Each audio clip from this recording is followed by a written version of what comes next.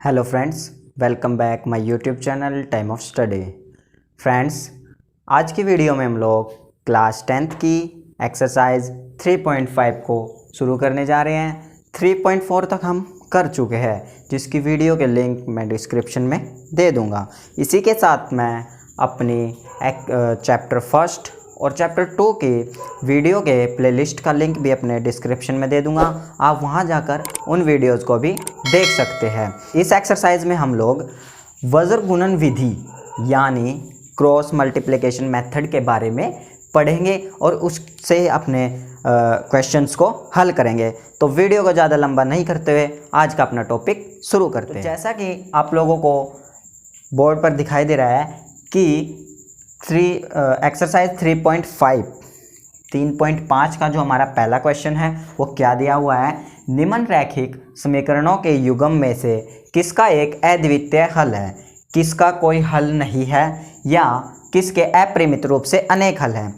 अद्वितीय हल की स्थिति में उसे वज्र गुणन विधि से ज्ञात कीजिए।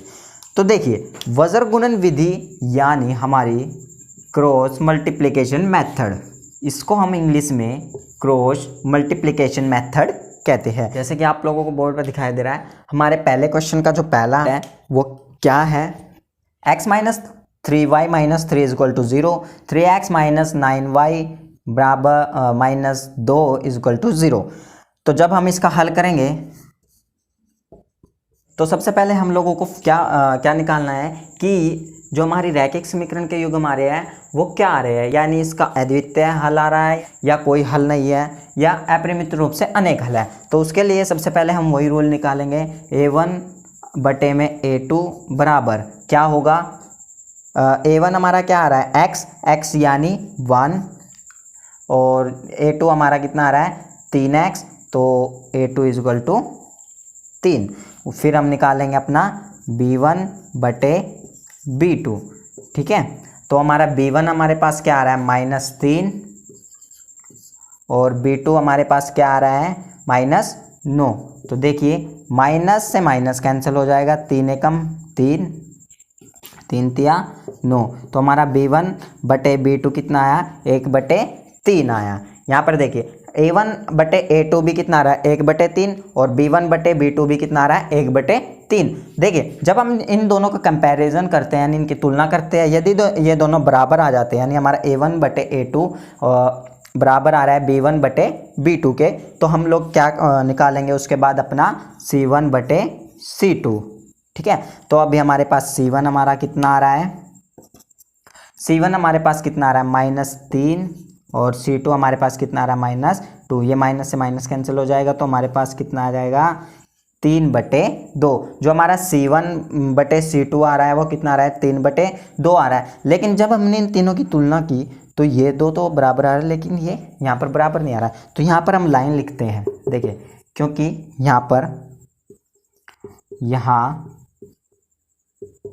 क्या आ रहा है a1 बटे a2 बराबर आ रहा है b1 बटे b2 बराबर नहीं आ रहा है c1 बटे c2।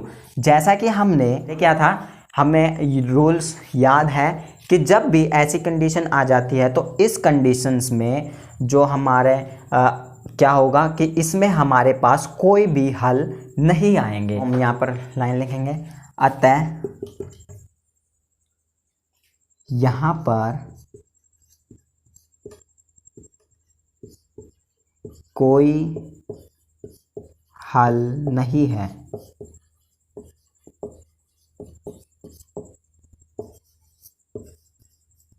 ठीक है, तो ये हमारा आंसर आ गया कि यहाँ पर कोई हल नहीं है, यही हमने बताना। यदि अगर हमारी कंडीशंस में अद्वितीय हल आ जाता तो उस स्थिति में हमने इसको आगे वज्र गुणन विधि की सहायता से इसको x और y के मान निकालने थे। तो यहाँ तक, अभी यहाँ से जो यहाँ तक हुआ है वो हमारा पहला पार्ट जो है यहाँ पर कंप्लीट हो जाता है। बस हमने इसमें क्या बताना है कि इसमें जो हमारी समीकरण आ रही है वो किस तरीके में आ रही है, कि उनके अद्वितीय रूप है, अद्वितीय रूप से अनेक हल है या कोई हल नहीं है या अपरिमित रूप से अनेक हल है।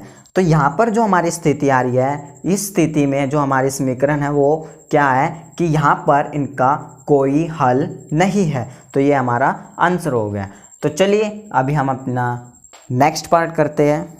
देखिए इस क्वेश्चन का जो सेकंड पार्ट है वो क्या दिया हुआ है, 2x + y बराबर 5, 3x + 2y बराबर 8। तो चलिए इसका हल करते हैं। जब हम इस क्वेश्चन का हल करेंगे तो हल करने से यानी सबसे पहले हमें यही चेक करना है कि इस युग्म के क्या आता है, कि इसमें अद्वितीय, क्या ये अद्वितीय है या कोई हल नहीं है या अपरिमित रूप से अनेक हल है। तो चलिए इसको करते हैं। तो वही तरीका, सबसे पहले हम क्या करेंगे, अपने a1/a2 को निकालेंगे। इसमें हमारा a1 कितना आ रहा है, 2 बटे a2 हमारे पास कितना आ रहा है, 3। सिंपल है, a1/a2 हमने निकाल लिया। फिर निकालते हैं हम अपना b1/b2।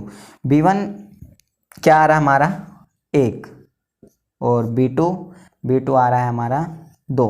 देखिए जब हम इन दोनों का कंपैरिजन करते हैं यानी इनकी तुलना करते हैं तो जो हमारा a1/a2 है वो b1/b2 के इक्वल नहीं आ रहा है, तो इसीलिए हम इसको आगे नहीं कर सकते। तो यहाँ पर जो है हमें अतः यहाँ a1/a2 इक्वल टू नहीं है b1/b2 के। देखिए ये चीज़ हमने सिद्ध कर दी कि यहाँ पर a1/a2 इक्वल टू नहीं है b1/b2। तो हम लोगों को पता है कि इस रूल के अकॉर्डिंग जो हमारे समीकरण युग्म होंगे उसके अद्वितीय हल होंगे। इस स्थिति में क्या होंगे, अद्वितीय हल होंगे। तो देखिए यहाँ पर हम लाइन लिखेंगे, अतः यहाँ पर अद्वितीय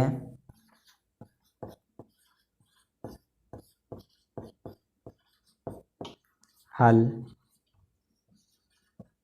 की स्थिति है।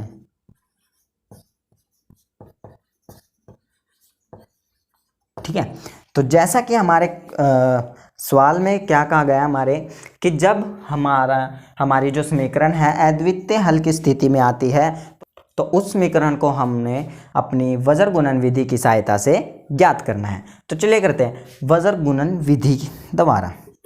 देखिए वज्र गुणन विधि का प्रयोग करने से पहले मैं आप लोगों को बता दूं कि यदि हमें समीकरण कुछ इसी तरीके से दी हुई है, यानी जो हमारे C जो आ रहा है C1 C2 हमारी तीसरी रो, इसको हम रो भी बोल सकते हैं कुछ इस तरीके से। ठीक है, जो हमारी तीसरी रो इक्वल टू के इधर आ रही है तो उसको हम पहले समीकरण को सही से बना लेंगे कुछ इस तरीके से। देखिए जो हमारी पहली समीकरण है उसको हम सही क्रम में लिख लेंगे 2x + y। देखिए ये प्लस का इधर आके माइनस के 5y बराबर 0। उसी तरह हम अपनी दूसरी समीकरण, ये हमारी पहली समीकरण होगी, इसी प्रकार से हमने अपनी दूसरी समीकरण को देखिए 3x + 2y। देखिए ये प्लस का इधर आके -8 बराबर 0 और ये हमारी दूसरी समीकरण होगी। ठीक है, कुछ इस तरीके से हम लोगों ने अपने समीकरण को बना लेना है। तो चलिए करते हैं। तो जैसा कि मैंने बताया था वज्र गुणन विधि यानी क्रॉस मल्टीप्लिकेशन मेथड, तो x बराबर y बराबर 1/। ठीक है, तो चलिए करते हैं। तो जैसा कि आप लोगों को पता है यहाँ पर मैं एक ट्रिक लिख रहा हूँ, ट्रिक 2312। ये डिजिट आपको याद होना चाहिए, इसी डिजिट की सहायता से हम अपने इस विधि का प्रयोग करते हैं। 2312 का मतलब क्या है कि दो रो की गुना तीसरी रो से होगी। तो दूसरी रो क्या आ रही है y और 2y, यानी इसकी गुना इसके साथ और 2y की 5 के साथ। तो चलिए करते हैं। देखिए y की गुना 8 के साथ करेंगे तो y क्या आ रहा है 1, 8 कितना आ रहा है हमारे पास -8, फिर यहाँ पर क्या आएगा माइनस। ठीक है, माइनस की जब हम गुना करेंगे, सॉरी माइनस आने के बाद फिर हम किसकी गुना करेंगे 2 की। 2 की गुना किसके साथ 5 के साथ, 2 गुना -5। फिर आ जाते हैं हम y पे। y यानी एक जोड़ा खत्म हुआ, फिर अगला जोड़ा यानी 3 और 1 का, यानी 3 की गुना 1 के साथ, ऊपर वाले की गुना नीचे वाले के साथ, नीचे वाले की गुना ऊपर वाले के साथ। ठीक है, तो y की गुना करेंगे यानी -5 गुना 3, फिर -8 गुना 2। ठीक है, उसके बाद हम इस जोड़े को छोड़ देंगे, उसके बाद अगला जोड़ा यानी 1 और 2, यानी एक रो की गुना दूसरी रो से, ऊपर वाले की गुना नीचे वाले से, नीचे वाले की गुना ऊपर वाले से। तो एक में क्या आ रहा है, पहले में हमारे पास 2, तो 2 की गुना 2 के साथ 2 गुना 2 माइनस, ठीक है, 2 गुना 2 माइनस 3 एक कम, सॉरी यहाँ पर हमारे पास कितना रहा है 3, और इधर 1, 3 गुना 1। ठीक है, तो चलिए अब इसको करते हैं। x बटे, देखिए 1 की गुना -8 के साथ, तो कितना आएगा -8। देखिए 5 दूनी 10, 5 दूनी 10, माइनस माइनस प्लस के 10 इजक्वल टू, अभी देखिए y अपॉन में बटे में -5 की गुना 3 के साथ, 5 दिए 15, लेकिन किसका आएगा माइनस का। देखिए -8 की गुना 2 के साथ, 8 दूनी 16, माइनस माइनस प्लस 16, फिर आता है हमारा 1 बटे 2 दूनी 4 माइनस 3, 3 एकम 3। अब इसको करते हैं x बटे -8 प्लस 10, कितने बचेंगे x बटे 2, y बटे -15 प्लस 16, कितने बच जाएंगे 1 बराबर 1 बटे 1। ठीक है, यहाँ तक हमारा हो गया। अभी इसको थोड़ा सा इधर कर लेते हैं। देखिए x बटे 2 इक्वल टू वाई बटे 1, 1 बटे 1।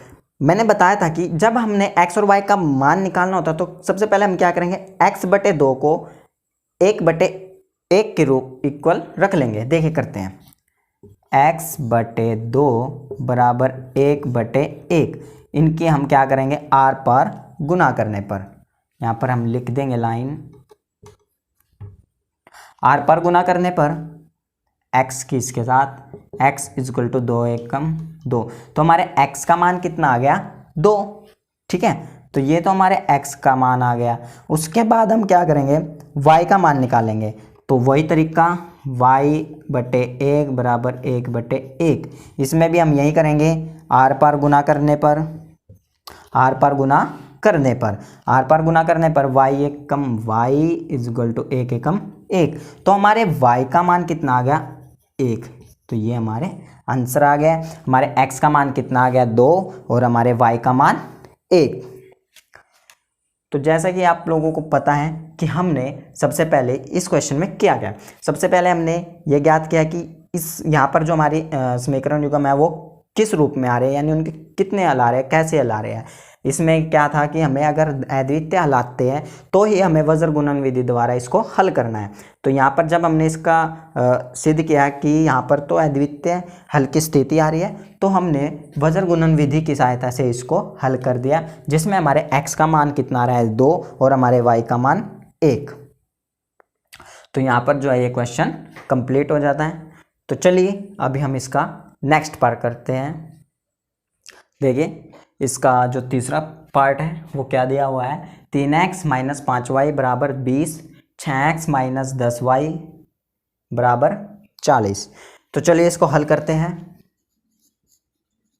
हल में सबसे पहले हम यही चेक करेंगे कि ये किस रूप में आ रही है, यानी इनके हल किस तरीके के आते हैं। तो चलिए सबसे पहले हम क्या करेंगे, a1 बटे a2 को निकालेंगे। a1 हमारे पास क्या आ रहा है 3, और a2 हमारे पास क्या है 6। देखिए ये कट रहा है तो काट देते हैं, 3 एकम 3, 3 दूनी 6, तो हमारा a1 बटे a2 कितना है 1 बटे 2।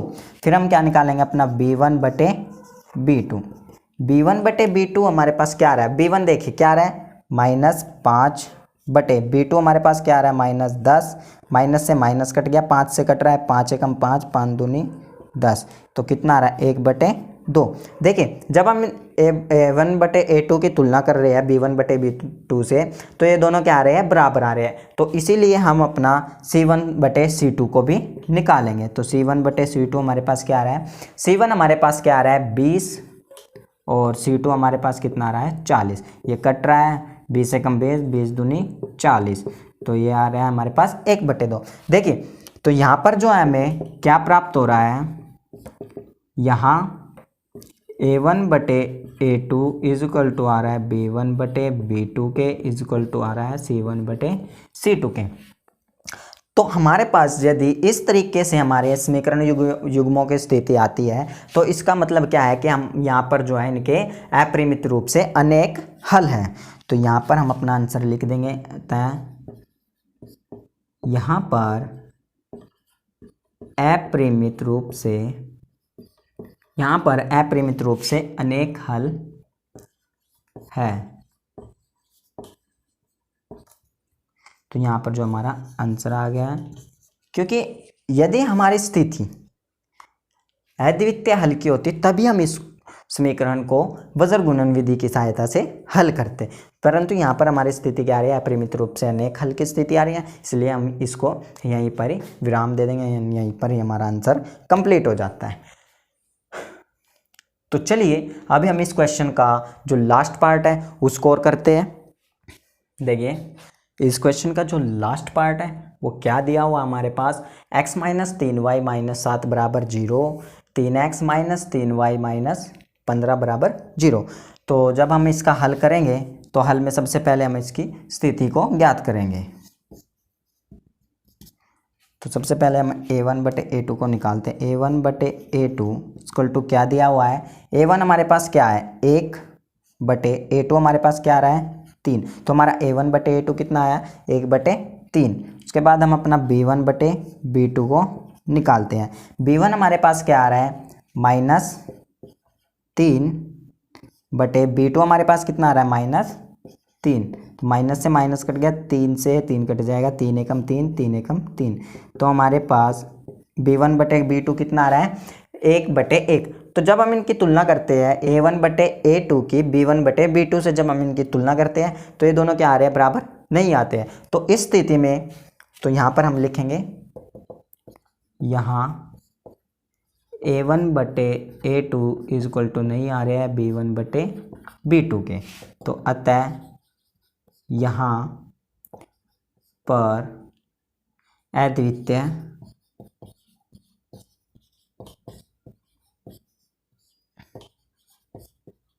हल की स्थिति है।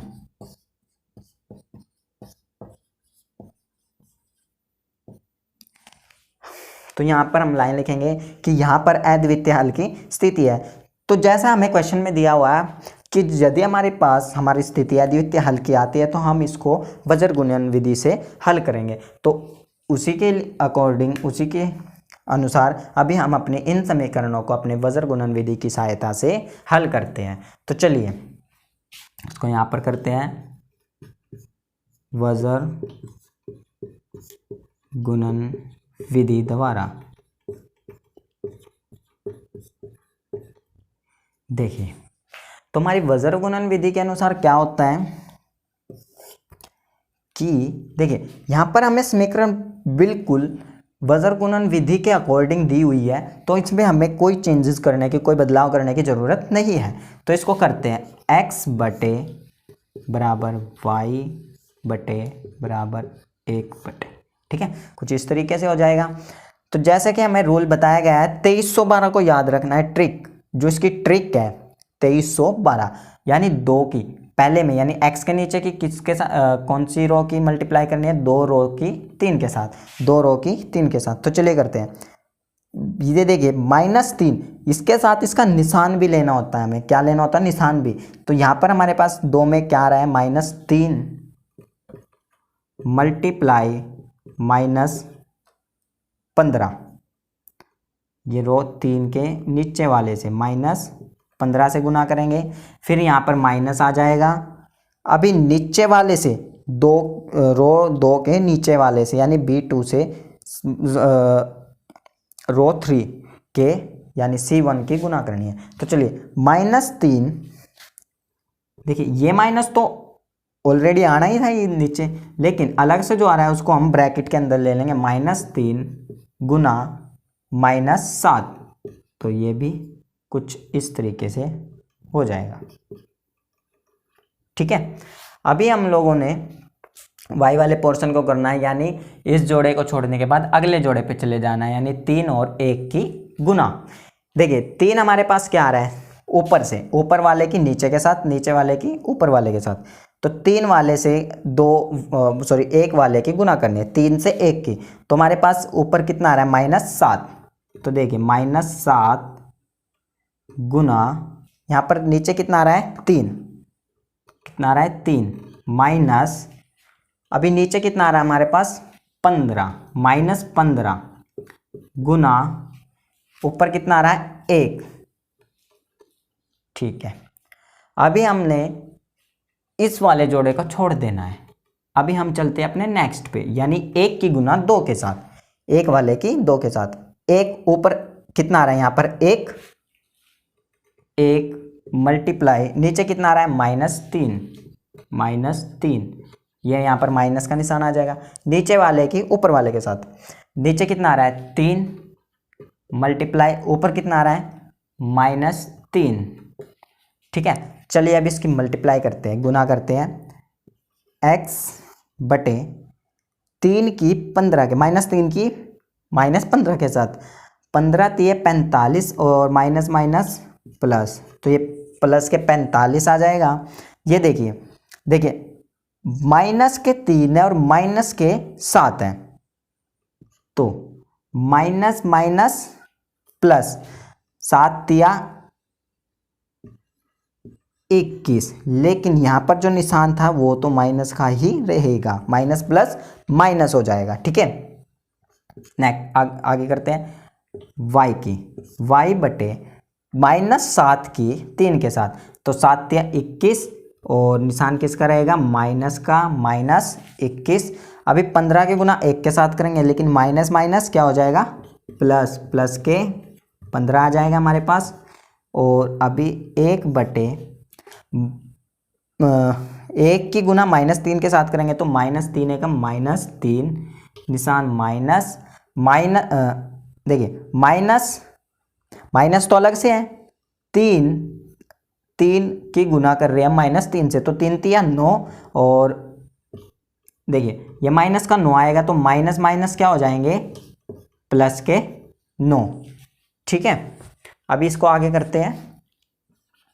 x बटे 45 में से 21 को घटाएंगे तो हमारे पास कितना बचेंगे, प्लस के 24। 45 में से 21 को हम अगर घटाते हैं तो हमारे पास कितने आते हैं, 24, बराबर y बटे -21 प्लस 15। देखिए -21 ज़्यादा है, प्लस 15 कम है, तो माइनस के ज़्यादा है तो निशान किसका रहेगा, माइनस का। तो देखिए 21 में से 15 जाते हैं तो हमारे पास कितने बचेंगे, 6। तो किस चीज़ के बचेंगे, वो माइनस के 6। अभी आगे करते हैं, 1 बटे -3 प्लस 9, माइनस प्लस माइनस, लेकिन ज़्यादा कौन से रहेंगे, प्लस के, क्योंकि प्लस के 9 ज़्यादा है, तो 9 में से 3 गए 6। तो अभी हमने निकालना क्या, अपने x और y के मान को निकालना है। तो वही तरीका हम इधर कर लेते हैं। ठीक है, अभी हम क्या करेंगे, इधर अपने x का मान हमारे पास क्या आ रहा है, x बटे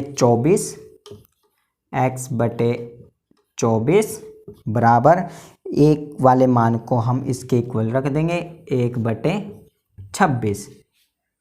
ठीक है, तो अभी हम लोग क्या करेंगे, इस 24 को हमने निकालना क्या, x का मान निकालना है ना, तो x को एक तरफ रखेंगे और बाकी को उधर भेज देंगे। तो ये 1 बटे 6 ये भाग में है, तो इधर आके गुना में, तो ये 6 पे कट जाएगा, 6 चौका 24, तो हमारे x का मान कितना आ गया, 4।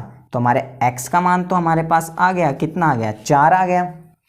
ठीक है, अभी हमने निकालना क्या अपने y का मान। तो हमारे पास y का मान क्या दिया हुआ है, y बटे -6 बराबर 1/6। हम वही करेंगे। देखिए हमने y को एक तरफ रखना है, y का मान जब हम निकाल रहे हैं तो y को एक तरफ रखेंगे, बाकी को उधर भेज देंगे। तो देखिए y को एक तरफ रखा, 1/6, ये -6 भाग में इधर जाके गुना में -6 होंगे जी, 6 से 6 कट जाएगा, 6 कम, तो 6 से 6 कट जाएगा तो हमारे पास क्या आ जाएगा, -1 बच जाएगा। तो हमारे y का मान कितना आ गया, -1। तो यहाँ पर जो हमारा आंसर आ गया है। देखिए जैसा कि हमने क्वेश्चन के अकॉर्डिंग किया कि जब हमारे x का मान x/24 आ रहा है तो उसको हमने 1/6 के इक्वल रखकर जब उसको किया तो हमारे पास x का मान हमें कितना प्राप्त हो गया, 4 प्राप्त हो गया प्लस के। और उसी प्रकार से y/-6 को जब हम अपने 1/6 के इक्वल रखते हैं तो उस y का मान निकालते वक्त तो हमें क्या प्राप्त होगा, -1। तो हमारे y का मान क्या प्राप्त हो रहा है, हमें -1, और हमारे x का मान क्या प्राप्त हो रहा है, +4। तो यहाँ पर जो है हमारा इस क्वेश्चन के चारों पार्ट कंप्लीट हो जाते हैं और इसी के साथ यह क्वेश्चन भी कंप्लीट हो जाता है।